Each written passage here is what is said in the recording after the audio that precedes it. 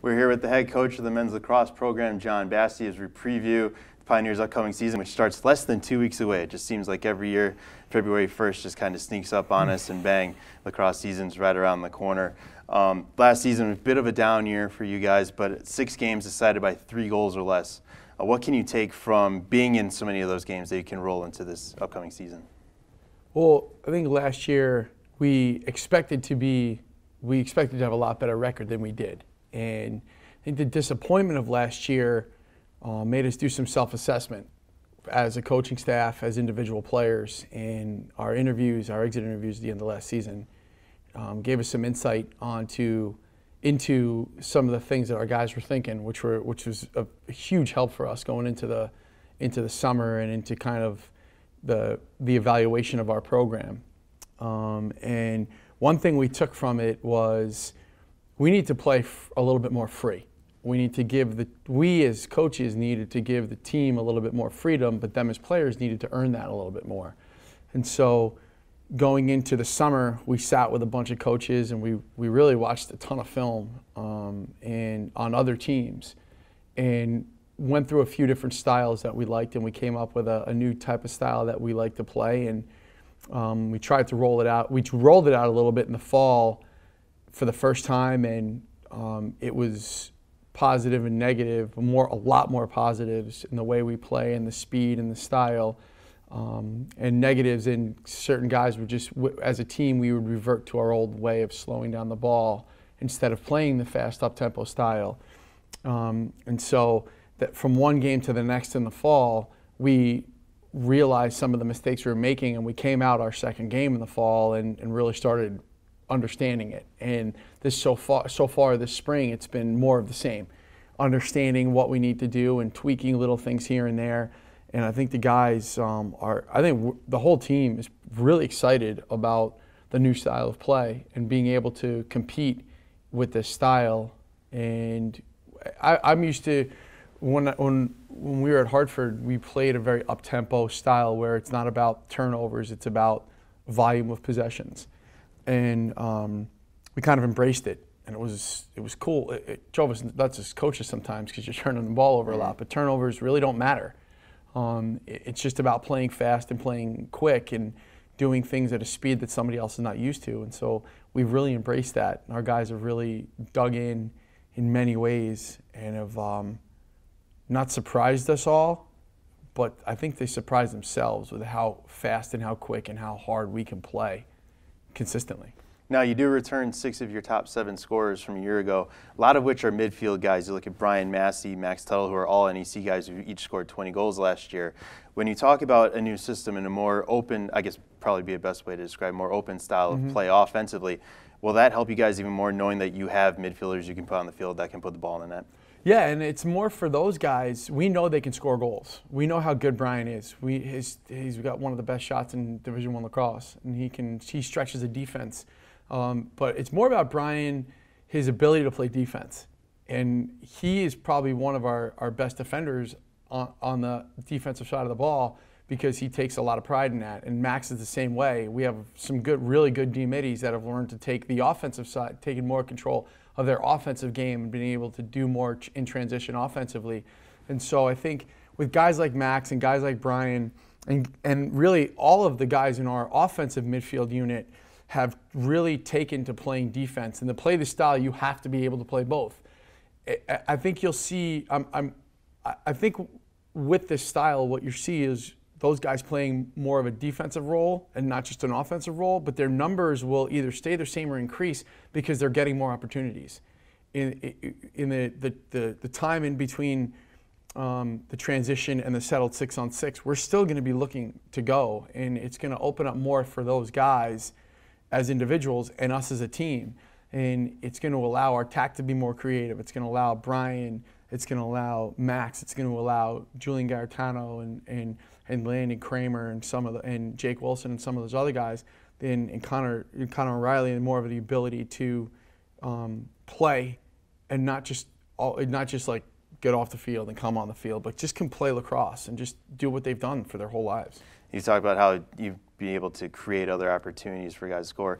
One guy that can really do that is Ryan O'Donohue in long stick midfielders, 4th in the nation last year in caused turnovers per game.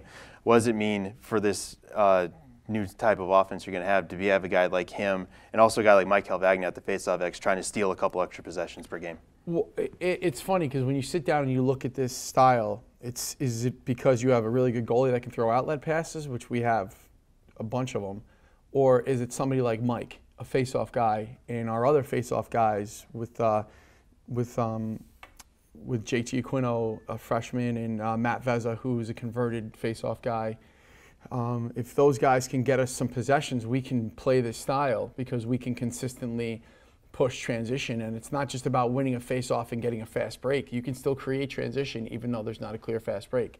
So having those guys are extremely important, and having Mike back from injury is going to be great. It's going to be huge for our team. And him going down last year, we took a significant hit. And so we're real excited to, and I know Mike's fired up. He's fired up to get back into it, and he's looking forward to getting going here in the games. But having a guy like OD on the field, those guys are special because it's not something that we even taught him. It's just kind of an instinct that he has to be able to do that. And what's great is he's taught that to some other guys on the team. So we have other guys now that are starting to do the things that he does because we've given him that leash to do it, and we've given him the free rein to do it. And so other guys have also learned that, so now they're getting to do the same thing. And I think we'll see from some of our other long stick middies and some of our other close defensemen the ability to take the ball away and the ability to pressure a little bit more, where last year they might not have because they just weren't capable of doing it. And so good on OD to teach them certain things. And but also he's going to be playing a lot more, not a lot more, but he's going to be playing some close defense. So he's going to be on the field a lot, that can only help us. And in the transition game, a guy like Ryan O'Donohue and Nick Albanese, and again, Matt Vezza, our other pole, those guys are going to be able to create transition, which they didn't do last year. And so we expect a lot out of those guys to make plays in the midfield and just push the ball, or make plays on close defense and push the ball, because the mindset right now for all of our defensemen is when the ball's on the ground, you're no longer a defenseman. You're now an offensive player with a long stick, and you have just as right to shoot as anybody else. And so that's kind of the mindset of what we're trying to do, and I think those guys having that freedom are going to be able to do a lot more of that. 5 of the first 8 games this season are right back here at Campus Field. You open Valentine's Day against Stony Brook. You have Vermont here, who I believe made the America East Championship game last year. And then 2 big conference games right off the bat, Robert Morris and Hobart right here at home. What can fans expect? It seems like it's going to be a wild, up-tempo pace to the start of the season. But when fans come out here to Campus Field, what are they going to see from your guys? Well, I mean, we're thinking about, right now we're just thinking about Stony Brook. You know, nothing else really matters after that game. It's a one-game season, every single game. And what you can expect, what we can expect from our team is a faster team, a more up-tempo team, a team that's going to try to push transition and try to be a little chaotic. And it's going to be chaotic. There's going to be times where we're all like, what is going on right now? But that's part of the beauty of our game. It's a crazy game. It's pretty chaotic. It's pretty hectic. And when it's being played like that, it's more fun. It's more fun to play. It's more fun to coach. And you just have to deal with some of the headaches, which are increased turnovers and some mistakes. But those mistakes are going to happen. And I'd rather them happen us going 100 miles an hour than us trying to just make everything perfect. And I think that's what you can expect from our team is, and you look at it, we'll just jump ahead to Vermont. You know, that game against Hartford last year, it was in the teens. And they went on a 6-goal run, and then Hartford came back and went on another 6-goal run, and it was just back and forth in the America East Championship game. And I think that's what you're going to see more from a lot more teams in the country, is you're going to see this style of play start to catch on a little bit more. And a lot of teams in our conference play that way. And so now with us playing this way, I think you're going to see. Thank God we got a new scoreboard, because I don't know if the other one would have been able to take it. So. Well, we'll be watching with bated breath, I guess, on February 14th when you guys open the season Valentine's against Stony Day, Brook. man. What a great way to start. And Stony Brook's a good team. They're I believe a top 15, top 20 team last year. They gave it to us pretty good at their place last year on their opening day, and so we're looking forward to that. But we still got 2 weeks to go until we play them, so there's still a lot of work to be done.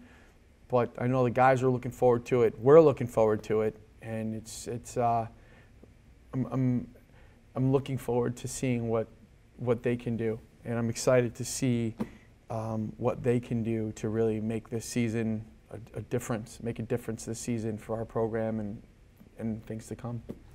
All right, thanks, John, for stopping in today. No problem, Mike. We look forward to the season. Good luck. Thanks, man. Back to the studio.